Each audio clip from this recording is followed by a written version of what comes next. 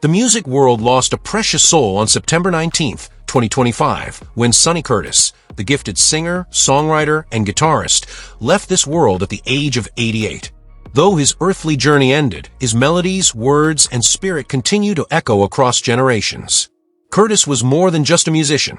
He was a storyteller, a pioneer, and a man whose songs stitched themselves into the fabric of American culture. With a career that spanned nearly 7 decades, Sonny's life was filled with groundbreaking moments, tender memories, and tunes that became anthems of both rebellion and love. He is remembered not only for his work with Buddy Holly and the Crickets, but also for songs that became international classics, sung and re-sung by countless artists. At the time of his passing, his life's work had also blessed him with financial success, leaving him with an estimated net worth of $20 million, a reflection of how much his music resonated with the world. Early life and the spark of music. Born on May 9, 1937, in the humble town of Meadow, Texas, Sonny Curtis grew up surrounded by wide skies, dusty roads, and the rhythms of small-town life. It was there that his love affair with music began. Armed with a guitar and an eagerness to express himself, Sonny discovered that music was not only his passion, but also his destiny. As a young man, Curtis's path soon crossed with that of another Texas-born dreamer, Buddy Holly.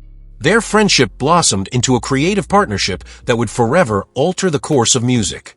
Sonny played guitar on Holly's early Decca sessions in 1956, contributing to songs like Blue Days, Black Nights, and even penning Rock Around with Ollie V. His presence was felt not just as an accompanist, but as a songwriter whose talent could shine alongside Holly's rising star.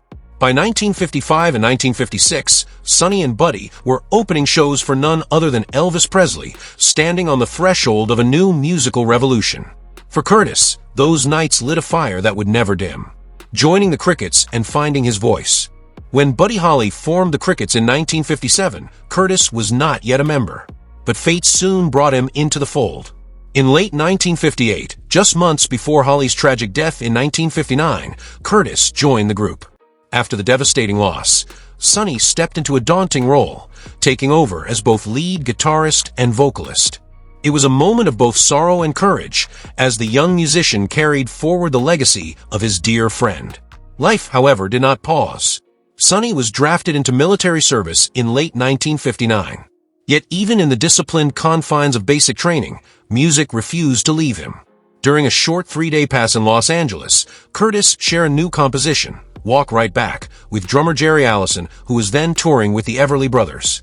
That song would soon become a Billboard Top 10 hit for the Everlys, proving once again that Curtis had an uncanny gift for capturing hearts through melody and lyrics. Decades later, and Murray revived the track in 1978, keeping its magic alive. Songs that shaped generations. Curtis's songwriting genius flourished during the 1960s. His composition, I Fought the Law, first appeared on the Crickets' 1960 album, In Style with the Crickets. Though it began as one of many songs, it soon took on a life of its own. Covered by groups like the Bobby Fuller Four, The Clash, and even modern acts like Green Day, the song became an anthem of defiance and rebellion across decades. From punk stages to country venues, it was Sonny's words that audiences shouted with conviction, I fought the law and the law won. Another gem, More Than I Can Say, co-written with Jerry Allison, soared to success when Bobby V and later Leo Sayer brought it to life again, reaching audiences worldwide. Curtis's ability to write songs that transcended time and genre cemented his reputation as one of the finest songwriters of his era. Beyond his work with the Crickets, Sonny penned the sweet and uplifting Love Is All Around for the Mary Tyler Moore Show. That theme song, with its message of hope and joy, became one of television's most iconic tunes, reminding millions that love could indeed make the world a brighter place. Curtis's songwriting didn't stop there. He co-wrote Keith Whitley's I'm No Stranger to the Rain, which was honored as the 1989 Country Song of the Year. His songs also found their way into the repertoires of Glenn Campbell, Andy Williams, and Murray, and many more. Each composition carried a part of Sonny's heart, tender, sincere, and timeless. Honors and recognition. Over the years, Sonny Curtis received the recognition his music so richly deserved. In 1991, he was inducted into the Nashville Songwriters Hall of Fame, a fitting tribute to his lyrical brilliance. By 2007, he had earned a place in the Musicians Hall of Fame and Museum in Nashville as a member of the Crickets. But perhaps the most heartfelt honor came in 2012, when he and the Crickets were finally inducted into the Rock and Roll Hall of Fame. This long-overdue acknowledgement came after years of being excluded when Buddy Holly was first honored in 1986. The belated recognition was not just a correction of history, it was a celebration of the band's enduring contribution to the birth of rock and roll. A life of loyalty and love. Away from the stage, Sonny Curtis lived a life grounded in love and family. He shared more than 50 beautiful years with his wife, Louise, and together they raised a daughter. Despite the whirlwind of fame, travel, and success, Curtis remained deeply committed to his loved ones. Friends and family remember him not just as a star, but as a gentle, humble man whose kindness shone as brightly as his talent. His marriage to Louise stood as a testament to enduring love, a partnership filled with shared laughter, resilience, and quiet strength. Their bond reflected the very themes he often wrote about: love, devotion, and the power of staying true. Final years and farewell. Even in his later years, Sonny never truly left music behind.